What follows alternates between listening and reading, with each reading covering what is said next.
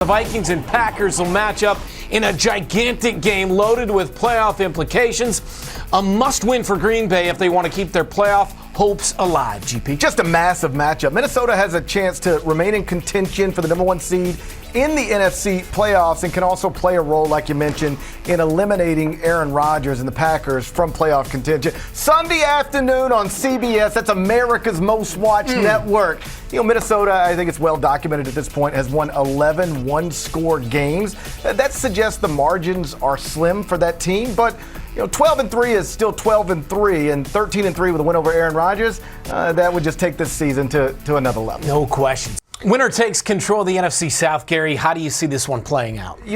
Todd mentioned how difficult it is to win a division. What he didn't mention is it's really, really difficult when you don't score for three quarters over and over and over again. So hopefully Tampa Bay, if you're a Bucs fan, will head into this thing with the sense of urgency from the kickoff, not waiting to the fourth quarter to get going and let Tom Brady start throwing the ball down the field, because there's multiple examples so far this season where Tampa Bay looks like a different team in the fourth quarter offensively than they did in the first three. Ultimately, I do think Tampa Bay wins it, but like you mentioned, if Carolina does, this whole thing flips completely, and suddenly Carolina's got control of what could be a division championship. It's wide open down the final stretch. The 12-3 Bills taking on the 11-4 Bengals, with my Chiefs rooting hard for the Bengals. Should be a great game on Monday between two of the best teams in the NFL, Gary. Yeah, and it's the first career matchup between Josh Allen and Joe Burrow, so that is significant. Those are two of the great quarterbacks we have in this league. Buffalo has won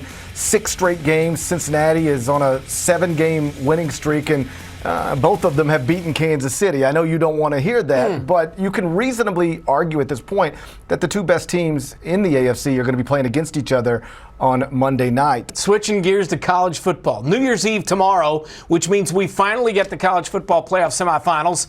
Game 1 between TCU and Michigan. Who wins, Gary? I think Michigan wins it. I just think, simply put, they're the better football team. But I tell you, I couldn't be more pumped for this semifinal and both of them, because the truth is, I'm a college football fan. I grew up in the South, in the heart of the SEC. But once we get to bowl season, with all due respect, and I recognize, people watch these games. Twitter was on fire last night between Arkansas and Kansas in the Liberty Bowl down in Memphis. But I personally can't make myself care about bowl games that amount to exhibition games. Traditionally, in American sports, when you get to the postseason, it's a situation where if you win, there's something next. But in bowl games, it's just you win and you get a trophy, or somebody puts mayonnaise on top of you and it's all over with. Finally, we get some postseason games that actually mean something, and that Michigan-TCU one should be a good one. So who wins the game, Gary? I think Georgia wins the game. The truth is, Georgia has been the dominant football team really for the 2022 calendar year. Win a national championship and then roll through this season. They are the favorite for a reason. But listen, that Ohio State team is incredibly talented, and I wouldn't rule anything out. I take the Bulldogs to win it, but if you told me this was a competitive game and we're midway through the fourth and it's still up in the air, that's not crazy to me. I take issue when you say some of these are just an exhibition, because the biggest game, not just the college football playoffs, the biggest game on Saturday, the Sugar Bowl, Alabama and Kansas State. Who you got, Gary? Alabama, because I'm sitting across from a Kansas State grad. That's unbelievable. Plus, it's Alabama. Don't tell K-State fans that, you get some mayo dumped on you if you win the game. You're the only Kansas State fan I know. It wouldn't be a New Year's Eve. It wouldn't be a New Year's Eve without a big-time college hoops matchup. How do you see the UConn-Xavier game playing out? Well, at this point, I think UConn basically beats just about anybody in the country, Xavier included. But I will tell you, this is arguably going to be UConn's biggest challenge to date, because it's a true road game against a ranked Xavier team inside the Cintas Center. And it is, like you said, the biggest game on Saturday. On CBS, we'll have Louisville at Kentucky. Those are two suffering fan bases these days. That one should be lopsided. Kentucky blows out Louisville. But absolutely, UConn-Xavier should be more competitive. And anytime you're in a true road environment against a quality basketball team, you got to play, or else you are susceptible to being upset. Big game in the Big 12 with K-State opening conference play against West Virginia in basketball, Gary. Come on. I'm happy for Jerome Tang. He's got that program, it appears, headed in the right direction. 11-1. Anything more on that Sugar Bowl game, Alabama K-State? Because we got time. I'm all out of stuff on the Sugar Bowl. Welcome back. Time to shine. Let's take 5 on the Friday before New Year's Eve. Gary's got 5 college basketball resolutions for the new year, starting with the Gonzaga Bulldogs running through the WCC. And then hopefully through the NCAA tournament, because the thing I want more for college basketball than anything else, I mean this sincerely, is for the Zags to finally win a national championship, if only because I'm tired of fans of other schools telling me that they can't do it. It is true that they haven't done it, but that doesn't mean they can't do it. I've never made a hole-in-one. That doesn't mean I can't make a hole-in-one, in theory. So if Gonzaga can finally check that box, it just changes the entire perception of the program, because right now, unfairly, I think, folks have set a bar of championship or bust. And every time Gonzaga doesn't get there, people will tell you, see, they didn't do it again. Hopefully this year they can, and they've got the team to do it, headlined by Drew Timme, they can get that done so you never have to hear anybody say they can't again. Okay, second resolution. Gary, it sounds like you've got big expectations for Purdue in the new year. Final Four or bust for them? I don't think it's Final Four or bust, because that's a really tough place to set a bar. But it would be nice to see Purdue get to the Final Four for the first time since 1980. Matt Painter has been unbelievable in his tenure at Purdue.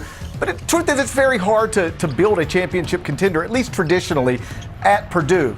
This season, though, he's got a team good enough to do it, and it's headlined by Zach Edey, the 7'4" center who is leading all power conference players in both points per game and rebounds per game. You see it there, 22.6 points and 13.9 rebounds per contest.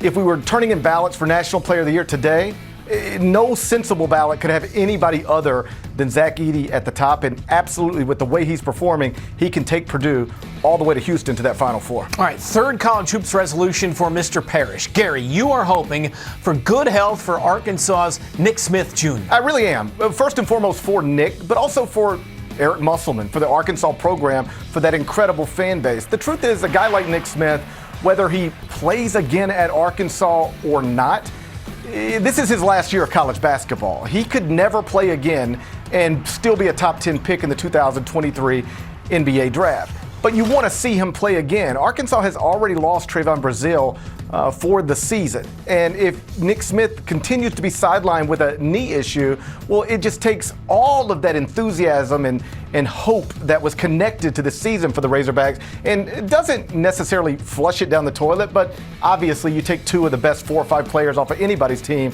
it's a different team. You know, Eric Musselman and that staff, they've spent incredible resources and time recruiting Nick Smith, making sure he would enroll. It'd be nice if we get to see him healthy on the court and leading Arkansas to good things. All right, good point. I love this next resolution, Gary. You are looking for UAB to win Conference USA and get Jelly Walker some well-deserved attention. Some more well-deserved attention, I think, because he did get a lot last season as UAB was competing in CUSA, getting through that tournament, and then competing in the NCAA tournament. Right now, he's a little guard who is leading the entire country in points per game. He can shoot it from anywhere, and I don't know what his NBA future is or even if it exists, but college basketball, one of my favorite things about it since I was a child is little mid-major guards. Like when I was young, there was a guy at East Tennessee State named Keith Jennings, Mr. Jennings. I remember him forever. Jelly Walker is a current version of that, and so the deeper he can go into that bracket,